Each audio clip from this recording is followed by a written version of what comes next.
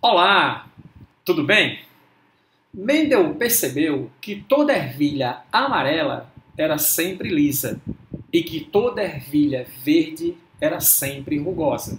E a pergunta que ele se fez é: ao cruzar as variedades diferentes, considerando as duas características ao mesmo tempo, essas características separam-se nas próximas gerações ou não se separam nas próximas gerações?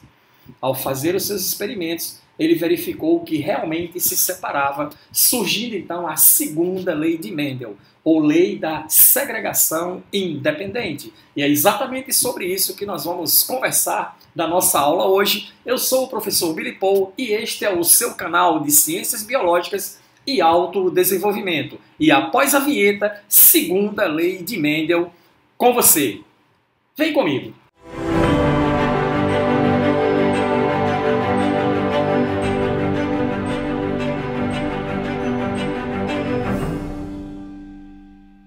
Ok, vamos então aos nossos estudos sobre a segunda lei de Mendel, tá? Primeiro, vamos às considerações iniciais. Segunda lei de Mendel. A segunda lei de Mendel, ela é aplicada nos casos de dihibridismo e polihibridismo, tá?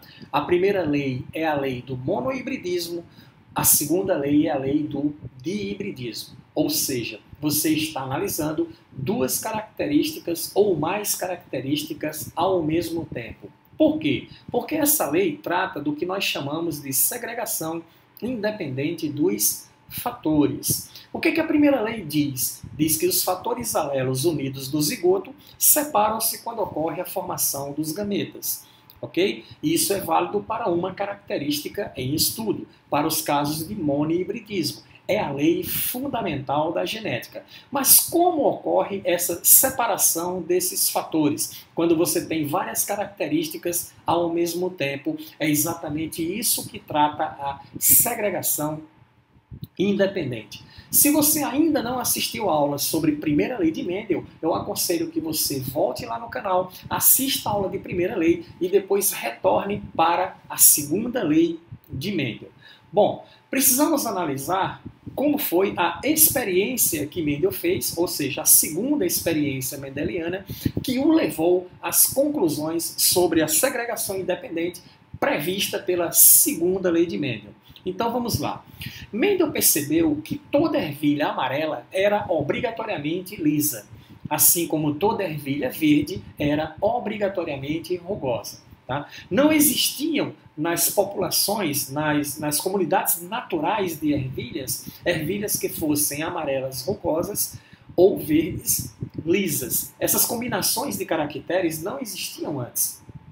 O que Mendel se perguntava era, ora, ao cruzar as variedades diferentes, esses caracteres vão permanecer juntos ou eles vão se separar nas próximas gerações? Então ele começou a analisar os resultados dos cruzamentos entre as ervilhas de variedades diferentes para duas características em estudo e ele percebeu o seguinte: cruzando as variedades diferentes da geração parental, a geração F1 foi composta de 100% de indivíduos amarelos lisos, resultado esperado, porque ao considerar amarelo com verde no monohibridismo, ao considerar liso com rugoso no monohibridismo, 100% da geração de F1 foi de indivíduos amarelos, 100% da geração F1 foi de indivíduos portadores do caráter liso. Então a geração F1, tá? 100% dos indivíduos amarelos lisos. A questão era, autofecundando a F1, qual será o resultado na F2? Mendel percebeu que, para cada 16 indivíduos que nasciam, 9 eram amarelos lisos, 3 eram amarelos rugosos, 3 verdes lisos e 1 verde rugoso, geração F2.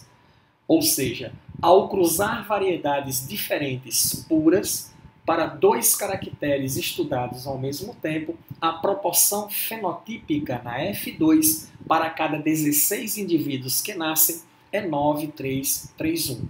Para uma característica em estudo, a proporção fenotípica da F2 é 3 para 1. Ok? mas para duas características em estudos, proporção 9:3:3:1. Essas proporções são as proporções clássicas de Mendel nos cruzamentos padrões para uma característica em estudo, nos cruzamentos padrões para duas características em estudo. Traduzindo, então, essas informações para a linguagem genética, tá? Olha lá, ele percebeu que a variedade genética entre os indivíduos aumentava, praticamente dobrou. Os caracteres se separam nas próximas gerações, eles se segregam de modo independente, combinando-se ao acaso, surgindo, então, duas variedades diferenciadas de ervilhas que não existiam antes, amarelos rugosos e verdes lisos. Traduzindo isso para a linguagem genética, vamos lá. Cruzamos indivíduos amarelos lisos com indivíduos verde rugosos da geração parental. Quem são os indivíduos dominantes? Amarelo, liso. Quem são os indivíduos recessivos, caracteres recessivos? Verde, rugoso. Preste atenção aos caracteres que são recessivos.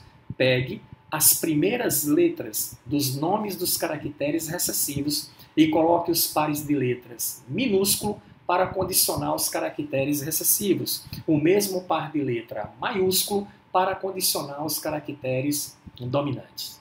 Uma ervilha amarela lisa para a gente agora passa a ter um genótipo Vzão, Vzão, Rzão, Rzão. E uma ervilha verde rugosa passa a ter genótipo Vzinho, Vzinho, Rzinho, Rzinho. Na formação dos gametas, primeira lei de Mendel. Os fatores alelos unidos no zigoto separam-se quando ocorre a formação dos gametas. O indivíduo de genótipo Vzão, Vzão, Rzão, Rzão irá produzir gametas Vzão, Rzão. E o indivíduo Vzinho, Vzinho, Rzinho, Rzinho irá produzir gametas Vzinho, Rzinho.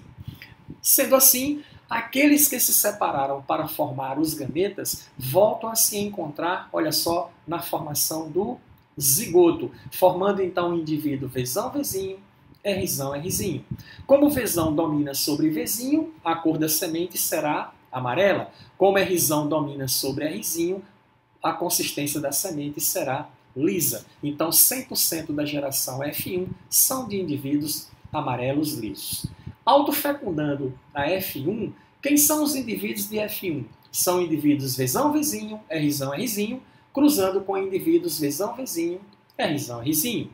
Quais são os gametas produzidos por um indivíduo Vzão, Vzinho, Rzão, Rzinho? Ele pode produzir gameta Vzão com Rzão, ok? Aqueles que estão juntos no zigoto separam-se na formação dos gametas Vzão, Rzão. Ou pode ter um gameta Vzão com Rzinho, Vzão, Rzinho. Pode-se combinar um gameta Vzinho com Rzão, ou formar um gameta Vzinho com Rzinho. Pronto, são os 4 gametas diferentes formados a partir de um indivíduo dihíbrido Vzão, Vzinho, Rzão, Rzinho. Como temos o mesmo genótipo cruzante aqui, ó, do outro lado, mesma proporção de gametas, 25% de cada, Vzão, Rzão, Vzão, Rzinho, Vzinho, Rzão, Vzinho, Rzinho. Combinação 4 vezes 4 me dá 16 possibilidades, não é isso? Então, o que é que nós fazemos agora? Arranjamos os gametas dentro de um quadrado, que é chamado quadrado de Pinet, ou genograma, com 16 combinações possíveis. Arrumamos os gametas, gameta Vzão, Rzão, Vzão, Rzinho, Vzinho, Rzão, Vzinho, Rzinho, cruzando com gameta Vzão, Rzão, Vzão, Rzinho, Vzinho, Rzão, Vzinho, Rzinho. Agora observe, esse gameta Vzão, Rzão pode fecundar esse gameta Vzão, Rzão. Vai dar um indivíduo Vzão, Vzão, Rzão, Rzão. Quem se separou para formar gametas volta a se juntar na formação do zigoto. Se não for esse gameta aqui que fecunde este gameta aqui, será esse aqui, dando o indivíduo Vzão, Vzão, ó, Rzão, Rzinho. Mesmo raciocínio, nesse caso aqui, no terceiro caso, Vzão, Vzinho, Rzão, Rzão, e aqui no quarto caso, Vzão, Vzinho, Rzão, Rzinho.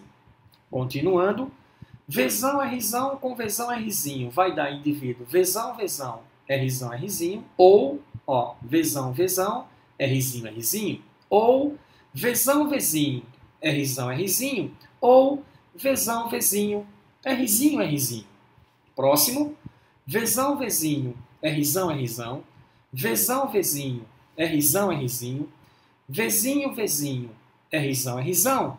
E Vzinho, Vzinho, Rzão, Rzinho. Continuando. Vzão, Vzinho, Rzão, Rzinho. Vzão, Vzinho, Rzinho, Rzinho. Vzinho, Vzinho, Rzão, Rzinho. E Vzinho, Vzinho, Rzinho, Rzinho. Pronto, temos agora toda a proporção aqui de genótipos resultantes no cruzamento dos indivíduos de híbrido por autofecundação. Muito bem. Ele disse que, primeira situação, nesse quadro aqui, nós vamos encontrar 9 indivíduos amarelos lisos. Para que o indivíduo seja amarelo, tá?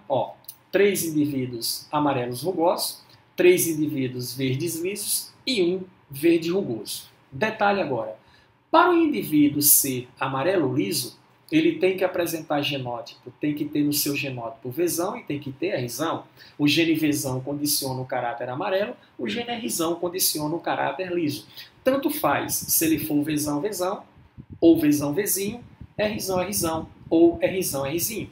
Olhando aqui para o genograma, quem são os indivíduos que apresentam Vzão e Rzão? Nós temos esse aqui, concorda ou não? Vzão, Rzão, esse aqui. Vzão, Rzão, esse aqui. Vzão, Rzão, ok? Quem mais? Vzão, Rzão. Olha lá, Vzão, Rzão. Olha lá, Vzão, Rzão. Olha lá, Vzão, Rzão e Vzão, Rzão. Vamos contar? 1, 2, 3, 4, 5, 6, 7, 8, 9. 9 indivíduos amarelos lisos. 3 foram amarelos rugosos. Para o indivíduo ser amarelo, ele tem que ter Vzão. Para ser rugoso, é Rzinho, é Rzinho. O caráter rugoso é recessivo. O gene só se expressa se estiver em dose dupla. Quem são os indivíduos Vzão, Rzinho, Rzinho? Eu tenho esse aqui, Vzão, Rzinho, Rzinho. Tenho esse daqui, Vzão, Rzinho, Rzinho. E tenho esse daqui, Vzão, Rzinho, Rzinho, 3. Mais alguém? Não. Verde liso. Para o indivíduo ser verde, ele tem que ter genótipo Vzinho, Vzinho, Rzão, traço. Tá? Quem são os indivíduos assim? Vzinho, Vzinho, Rzão, Vzinho, Vzinho, Rzão, Vzinho, Vzinho, Rzão.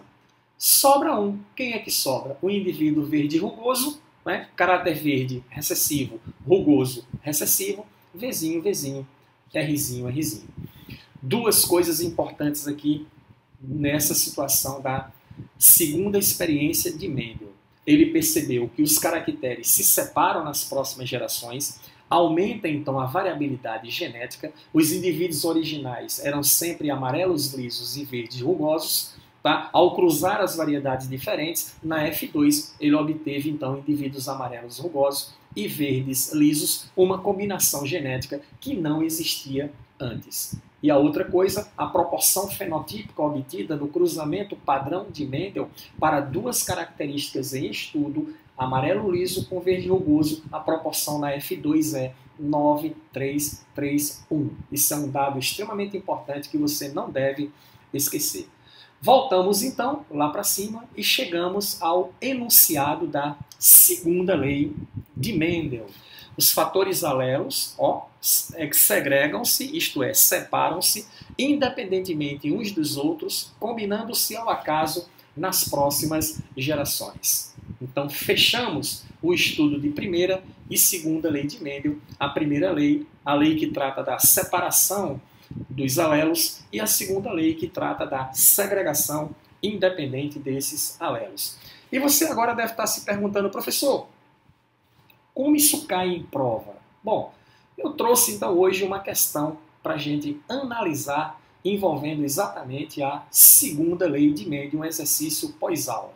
Entendido? É uma questão de uma lista que está disponível para você, é a questão 04, tá? Que você vai encontrar lá, e diz assim: em certa espécie de ratos silvestres, né, as características do cor do pelo e de comprimento da cauda são expressadas cada um por um gene autossômico localizado em cromossomos diferentes.